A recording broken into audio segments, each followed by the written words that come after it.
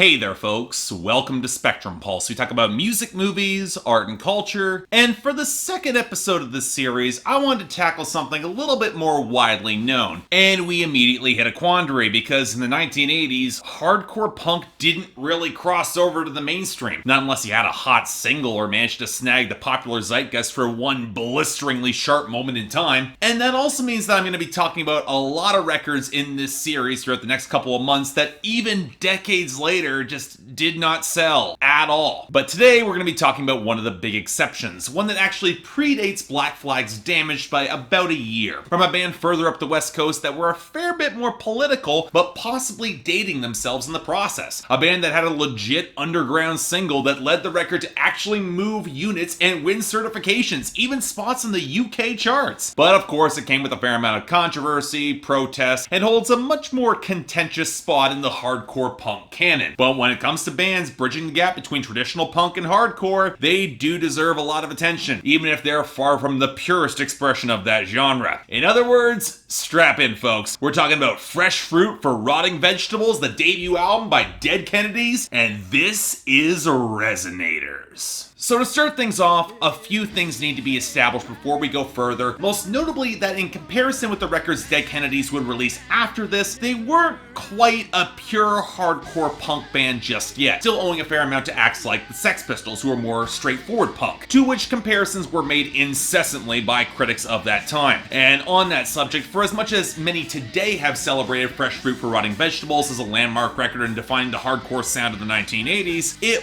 wasn't really critical acclaimed at the time and hasn't really had the critical renaissance even nowadays. Certainly not to the same extent Damaged was and still is. I mean, sure, a lot of fans love this record now, they see it as highly influential, but at the time, the Dead Kennedys were highly criticized for good ideas and interesting framing, but not living up to their potential. A messy project not helped by frontman Jello Biafra's eccentric vocal delivery, to say the least. So where does that leave me, as someone not really part of that critical establishment, or among the hardcore punk fans that would canonize this album? Well, honestly, somewhere in the middle, mostly because it's a very different sort of animal than Damaged would be a year later. For one, while the record would embrace the brutality, the nihilism, and the abbreviated song lengths that would characterize a lot of the hardcore movement going forward, there is still very much a foot in traditional punk rock here, most notably characterized by embracing more melody and slightly more traditional song structures, with the most prominent example being their cover of Elvis Presley's Viva Las Vegas to close out the album, which in the grand tradition took classic archetypes and basic song structures of 1950s rock and used the language of sarcastic deconstruction to show the ugly underbelly of the anthem that Elvis had created. Now this gave the Dead Kennedys a few immediate standout strengths, the biggest being accessibility. Going back to Damaged yet again, even despite Black Flag having a token few songs that might get some alternative crossover success and were kinda catchy, the record as a whole didn't really fit in that lane, especially for its dour and very gripping final third. Now, Fresh Fruit for Rotting Vegetables, meanwhile, despite embracing some similar subject matter, or maybe even going further over the top, utilized the band's uncanny knack for hooks to pull together a much catchier record as a whole. And by placing the smash single Holiday in Cambodia near the very end of the project, the sequencing made the record much easier for me to revisit, especially as it seemed like they had more of a sense of humor and were determined to mock a lot of the systems that would give them so much real success, even despite making hardcore punk. It certainly isn't as visceral as Damaged was, but again, that was also part of its appeal, smuggling some similar ideas and maybe even some more explicit political commentary in a much more attractive package. I can see this going to other fans who might not be into hardcore, and this record getting them on board. But by introducing the politics, we also have to consider the question of relevancy, because it's been nearly 40 years since this record was released, and there are definitely references that feel linked to their times. The biggest example is California Uber Alles, a track explicitly targeting Governor Jerry Brown of California and the spread of California values across the United States. The sort of anti-liberal screed that put forward an idea of left-leaning authoritarianism with their political correctness and what Biafra would describe as a Zen fascism. Now, for as much as this read is absolutely absurd now with historical context, you know, back at the time it did make a certain twisted sense, especially coming out of the late 70s with the failures of Jimmy Carter to revitalize the US economy in the face of stagflation, and the California culture industry scrubbing the hippie ideal down to a veneer of what it once could have meant. And man, if you took a look at what happened to mainstream music around 1979 and 1980, I completely get where Biafra's anger might have come from. Hell, Pink Floyd had a lot of the same anger on Another Brick in the Wall. At the same time though, with the rise of Ronald Reagan out of California and the hard right shift that would come thanks to the baby boomers in the 1980s, even Biafra would realize the song is more conspiracy theory than social commentary, to the point where a year later, they would remake the song as We've Got a Bigger Problem Now, addressing Ronald Reagan. But I have to admit, it doesn't really help Fresh Fruit for Rotting Vegetables to have that song smack in the middle, and this is where I'm going to bring back my 3 Ps for great political art: precision,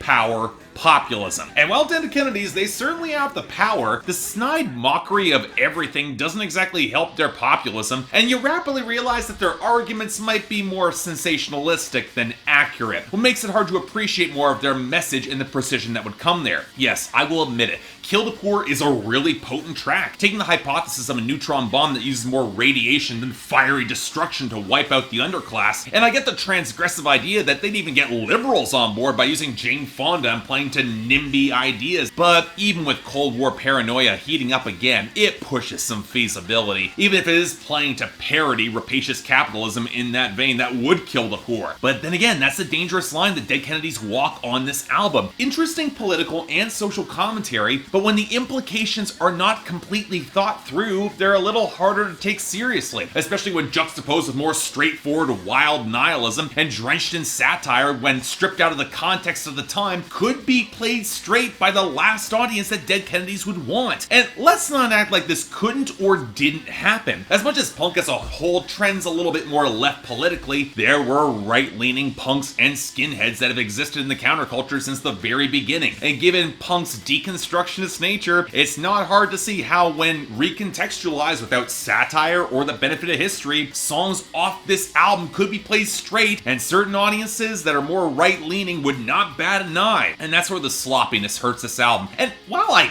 get it, I sure as hell didn't have an eye for nuanced politics when I was in my early 20s like the rest of this band here, but it does hurt the replay value on certain songs. Yes, even Holiday in Cambodia. Yes, I can appreciate the criticism of privileged armchair college kid activism. It's not like that's gone away, but it kind of hurts your cause when A, you yourself are getting details wrong, B, by referencing the Khmer Rouge and other political strife around the world, you are engaging in principle a similar brand of detached awareness activism, especially for your audience who would get their politics just from you, and C, none of this is helped by the heavier veneers of sarcasm, satire, and nihilism all around it, all of which hurts any populist call to action. Also, dropping the N-word on the first verse, the hard R, sure as hell doesn't help you. And yeah, Black Flag had the same sense of disconnected nihilism on Damaged, but beyond broad anti-establishment strokes, they weren't really trying to be political, so it feels more universally resonant and relevant nowadays. Now, that's not saying the Dead Kennedys don't land punches. I live in downtown Toronto, and Let's Lynch the Landlord certainly connects given the insanity of our real estate scene, and the broad strokes of sarcastic antipathy on songs like Forward to Death, Your Emotions, Stealing People's Mail, Ill in the Head, and especially I Kill Children, they do have some transgressive edge, but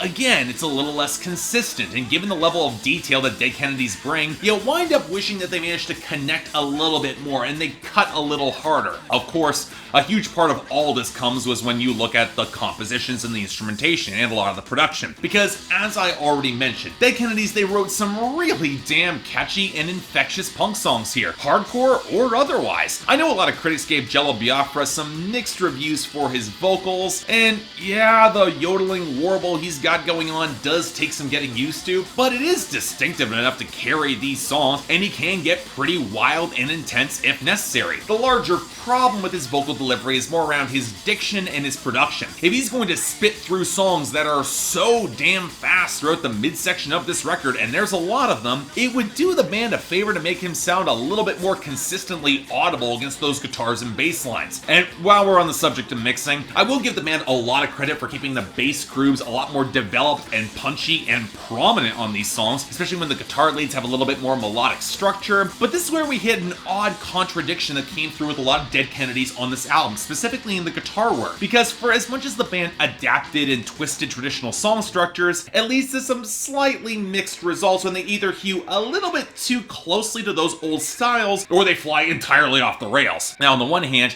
you get the Viva Las Vegas cover, which is a good enough sneering joke that I kind of appreciated, but really should not have ended this album, or the waltz-esque breakdown on Chemical Warfare that doesn't really do the song any favors and doesn't really help its momentum. But on the other hand, when the songs that have less of that structure pulling from surf rock or rockabilly as inspired by the guitarist, there's no way around how some of these songs feel kind of like fragments or just kind of sloppy in some of the composition. Now, that's not saying there aren't songs that work. I love the guitar solo on Let's Lynch the Landlord. The twisted pre-chorus melody on Drug Me is great, really sticks with you in a haunting way. And as much as I have serious issues with the content, the nasty riffs on California Uber Alles are pretty damn sweet. Hell, for pure hardcore shredding, I really dug Funland at the Beach and When Y'all Get Drafted, and it's unquestionable that Holiday in Cambodia stands head and shoulders above not just the majority of this album, but so many hardcore punk singles of that time and what would come after. It's a killer song with phenomenal melodic interplay and a really great hook. If Dead Kennedys had only given us more of that could have been enough. This album could have been a classic. But you know, as a whole, going back through Fresh Fruit for Rotting Vegetables, I definitely see why it was more popular than many of the other hardcore records that would come out after them, because it's catchy as sin, the vocals are eccentric, but they certainly grow on you, and the content, it's got a wicked sense of accessible dark humor and a lot of flair to it. If anything, it just suffers many of the pain points you hear on lots of debut punk records. Sloppiness around the edges, kind of inconsistent or amateurish production, and political messaging that doesn't always stick the landing or feel completely thought through. And that's not saying this record is bad, not by any stretch. I'd argue it's pretty damn good, but it is more noticeably flawed and definitely shows its age nearly 40 years later. And yet, even if I was to evaluate this going back to 1980, it's a little hard to ignore some of the missteps in the messaging that even the band themselves would seek to rectify on later releases. And as such, for me,